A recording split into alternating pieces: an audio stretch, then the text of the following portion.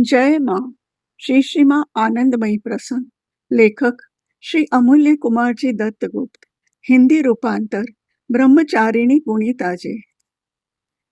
पंचम खंड। पृष्ठ 119 119। ऑडियो 159 159। श्री श्री माँ का ढाका में अंतिम पदार्पण। 1 13 अप्रैल 1946। 8 वैशाख बुधवार 1353 बंगाब्द। आज प्रायः 1 साल बाद माताजी ढाका पधारी। होली के समय माताजी की बहरमपुर जाने की बात थी, पर उक्त समय माताजी बदायूं जिले में अवस्थित पूज्य हरिबाबा जी महाराज के आश्रम में विराजमान थी। पूज्य हरिबाबा का आश्रम जहाँ है, वह स्थान बांध के नाम से जाना जाता है। लोगों की मुंह जबानी सुनने में आया, बदायूं जिले के गांव गंगा की बाढ़ में बह जाते थे। वहां के लोग दुख दरिद्रता के शिकार थे। बाढ़ के कारण फसल की बर्बादी निश्चित थी। पूज्य हरिबाबा जी महाराज से संत स्वभाव के अनुकूल लोगों का दुख देखा नहीं गया। उन्होंने बिना किसी सरकारी सहायता के केवल मात्र हरिनाम के भरोसे स्थानीय लोगों को लेकर एक बड़ा बांध बनाया, जो कई मील लंबा है। इसी बांध पर पूज्य बाबा जी महाराज का आश्रम है। वहां के स्थानीय लोगों के लिए पूज्य बाबा देवतुल्य है। पूज्य बाबा के आग्रह पर माताजी फागुन पूर्णिमा होली के अवसर पर वहां पधारी थी। उत्सव के बाद पूज्य बाबा अपने कुछ भक्त शिष्यों के साथ बहरमपुर (पश्चिम बंगाल) पधारे। चैत्र नवरात्र पर माताजी की उपस्थिति में बहरमपुर के भक्तजनों ने वासंती पूजा का आयोजन किया था। बहरमपुर से माताजी नवद्वीप और कोलकाता होती हुई ढाका पहुंची है। माताजी के स्वागत के लिए हम लोग ढाका स्टेशन पर उपस्थित थे। श्री सुरेंद्र बंदोपाध्याय 2 मोटर लेकर स्टेशन पर प्रतीक्षा कर रहे थे। माताजी एवं पूज्य हरिबाबा के पहुंचने पर उनको मोटर द्वारा आश्रम लाया गया। हम लोग टांगे एवं रिक्शों में सवार होकर आश्रम पहुंचे। आश्रम पहुंचकर देखा, माताजी नाम घर में विराजमान है। महिलाएं कीर्तन कर रही है। थोड़ी देर में बारिश शुरू हुई, साथ साथ हवा भी चलने लगी। धीरे धीरे पानी और हवा तेज होने लगे। आखिर हवा और पानी के कारण नाम घर में बैठना मुश्किल हो गया। यह देख माताजी जोर जोर से हंसने लगी। थोड़ी देर में हवा का वेग कम हो गया, पर पानी बरसता रहा। माताजी हंसते हंसते हम लोगों से कहने लगी, जब बारिश के साथ थोड़ी थोड़ी हवा चल रही थी, तब सोचा हवा तो ज्यादा जोर से नहीं चल रही है, पर इतना सोचते ही आंधी शुरू हो गई। तब कहने को बाध्य हुई, रुको रुको, काफी हो गया। माताजी की बात सुनकर सभी हंसने लगे। पानी रुकते ही माताजी नाम घर से उठ पड़ी और महात्माओं को रहने की कहाँ कैसी व्यवस्था हुई, यह देखने के लिए निकल पड़ी। मैं भी छाता लेकर माताजी के साथ चल पड़ा।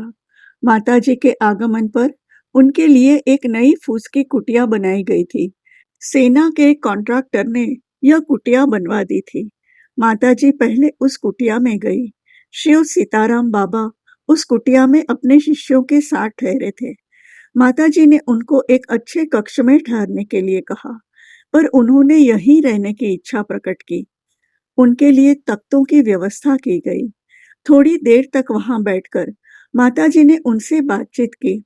माताजी ने आश्रम की भूमि की सराहना की। माताजी ने कहा, किसी समय यहाँ साधु संत कठोर तप करते थे।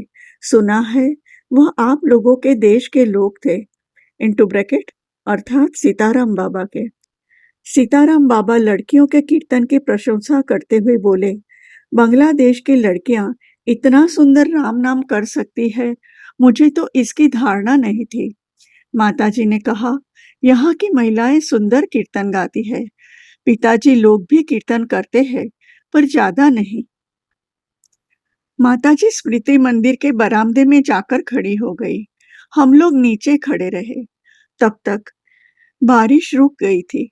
पूज्य हरिबाबा जी आएंगे, इसीलिए माताजी के निर्देश से आश्रम को साफ सुथरा रखा गया था। आश्रम की सफाई देखकर माताजी ने प्रसन्नता व्यक्त की। माताजी ने कहा, यह शरीर जब आश्रम में अकेला आता है, तब तुम लोग साफ करो या न करो, कोई बात नहीं। पर हरि बाबा को गंदगी पसंद नहीं है। उनका अपना आश्रम भी खूब साफ सुथरा है।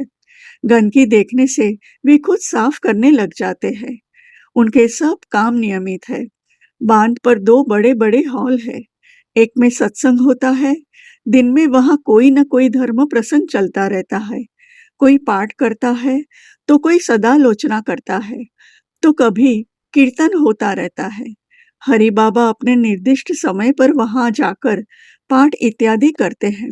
पर जैसे ही वह काम पूरा हुआ, वे अपने कमरे में जाकर दरवाजा बंद कर लेते हैं। किसी व्यर्थ बातों में या व्यर्थ काम में उनको देखा नहीं जाता।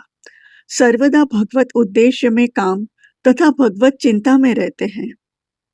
मैंने केवल स्टेशन में एक बार ही पूज्य हरिबाबा को देखा था, पर आश्रम में जाकर उनके दर्शन नहीं हुए।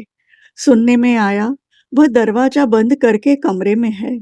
वे 3-4 दिन यहाँ थे, पर उनसे बातचीत करने का मौका किसी को भी नहीं मिला। केवल पाठ के समय वे नाम घर में आते थे, बाकी समय अपने ही कक्ष में दरवाजा बंद करके रहते थे। पूज्य हरि बाबा जी दीर्घकाय व सौम्य दर्शन है। उनकी दृष्टि सदैव चरणों में रहती है। उम्र 60 या उससे अधिक होगी। वयोवृद्ध होने पर भी कीर्तन के समय उनको देखकर उन्हें वृद्ध नहीं कहा जा सकता। कीर्तन में उनकी हाथों की ताली तथा घंटा बजाना देखकर आश्चर्यान्वित होना पड़ता है। उनके कीर्तन करने की विशेषता यह है कि वह सर्वांग से नाम करते हैं। खुकुनी दीदी से सुना कि वे पंजाब के हैं। चिकित्सा क्षेत्र के छात्र थे एवं आजीवन ब्रह्मचारी है। सामान्य तौर पर देखा जाए तो पंजाब के लोग बंगाल के वैष्णव संप्रदायों पर गौर नहीं करते, पर पूज्य हरि बाबा श्री श्री गौरांग महाप्रभु के भक्त एवं उपासक है। श्री श्री चैतन्य महाप्रभु के बारे में उनका ठोस अध्ययन एवं भरपूर ज्ञान है। वे अधिकतर बांध में ही रहते हैं। माताजी के साथ उनकी मुलाकात काफी दिन पहले हो चुकी थी। माताजी पर उनकी अगाध श्रद्धा है। माताजी का पूज्य हरि बाबा के प्रति बहुत ध्यान रहता था, कहीं बाबा को कुछ असुविधा न हो। इसके लिए उन्होंने हम सबको तत्पर रहने के निर्देश दिए थे। रात को पुनः माताजी के पास जाऊंगा, ऐसा सोचकर संध्या की थोड़ी देर बाद मैं घर चला आया। रात के प्रायः 11 बजे मैं आश्रम आया। आश्रम में आकर भी माताजी के साथ बातचीत नहीं कर पाया।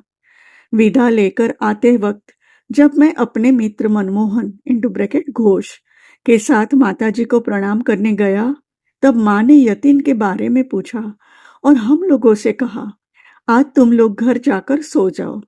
बारिश के कारण ठंड हो रही है। आज आश्रम में रहने की सुविधा नहीं होगी। हम लोग प्रणाम करके चले आए। 5 वैशाख बृहस्पतिवार 18 अगस्त 1946। सुबह सुबह माताजी पूज्य हरिबाबा वगैरह महात्माओं को लेकर शाहबाग गई। जिन पेड़ों से चंदन की सुगंध निकलती थी, उन विशेष पेड़ों को हरि बाबा एवं उनके साथ के लोगों को दिखाया गया। यह देख वे आश्चर्यचकित हुए। पूज्य हरि बाबा जी ने कहा, ऐसे पेड़ उन्होंने पंजाब में भी देखे हैं, पर उनमें यह सुगंध नहीं है। खुकुनी दीदी ने उनको बताया, माताजी ने कहा है, यहाँ अर्थात शाहबाग में नाम कीर्तन इत्यादि जो सद्भाव के खेल हुए हैं, इसीलिए इन पेड़ों में चंदन की सुगंध हो गई है। अमूल्य दादा ने माताजी को पूछा था, शाहबाग में तो इस तरह के और भी पेड़ है, उनमें यह सुगंध क्यों नहीं है? इसके जवाब में माताजी ने मुझे कहा था, जैसे मनुष्य में देखा जाता है कि सब कोई सब तरह के भाव ले नहीं सकते, उसी तरह पेड़ों में भी है। इसीलिए कुछ पेड़ों में परिवर्तन हुआ है तो कुछ में नहीं। यहाँ से अरब देश के फकीर की कब्र को देखने गए। माताजी सबके साथ फकीर साहब की कब्र के पास जाकर बैठी। वहां एक मौलवी थे। आज बृहस्पतिवार था, इसीलिए वे कब्र पर अगरबत्ती लगाने आए हैं। माताजी ने जिस तरह फकीर साहब को देखा था एवं यहाँ आकर नमाज पढ़ी थी, वो सब बातें होने लगी। मौलवी साहब ने इस अरबी फकीर की किवदंती सुनाई। उन्होंने कहा, पहले बगीचे के एक हिस्से में जंगल था। एक दिन नवाब बहादुर यहाँ घूमने आए। उन्होंने देखा एक फकीर बाघ की पीठ पर बैठकर घूम रहे हैं। नवाब बहादुर को देखकर फकीर साहब उनको बोलने का अवसर बिना दिए बोल उठे, जाओ देखो तो बगीचे के गेट के पास कौन है। यह सुनकर नवाब तुरंत गेट के पास गए, पर वहां किसी को भी नहीं देखा। लौटकर देखते हैं, वहां न तो कोई बाघ है, न ही फकीर है। केवल सफेद कपड़ा ओढ़कर एक आदमी सो रहा है। उनको ऐसा लगा, कपड़ा उठाकर देखा तो वहां कोई आदमी नहीं था, केवल मात्र एक कपड़ा था। वहां किसी महात्मा की समाधि रही होगी, ऐसा सोचकर उस जगह को उन्होंने इस तरह पक्का बनवा दिया। यहाँ कोई फकीर रहते थे एवं उनको यहाँ दफना दिया हो, ऐसी बात नहीं है। पायोनियर कॉरपोरेशन के डिपो कमांडेंट श्रीयुत यामिनी मोहन चट्टोपाध्याय उन दिनों शाहबाग में थे। उनको कूच बिहार में नई नौकरी मिली है। माताजी ढाका आ रही है, यह सुनकर माताजी से मिलने के लिए वह शाहबाग में रह रहे थे। शाहबाग से माताजी सिद्धेश्वरी गई। सिद्धेश्वरी आश्रम का इतिहास पूज्य हरिबाबा को सुनाया गया। सुमेरु वन महाराज का तैल चित्र तथा अन्य दर्शनीय स्थल एवं वस्तुएं बाबा को दिखाई गई। सिद्धेश्वरी से माताजी आश्रम लौटी। शाम को रामायण गाया गया। माताजी के साथ दो भाई आए हैं, वे गायक हैं। उन्होंने भी गाया। कोलकाता में उनके गाने की ख्याति सुनी थी, यहाँ भी काफी अच्छा गाया। जय माँ।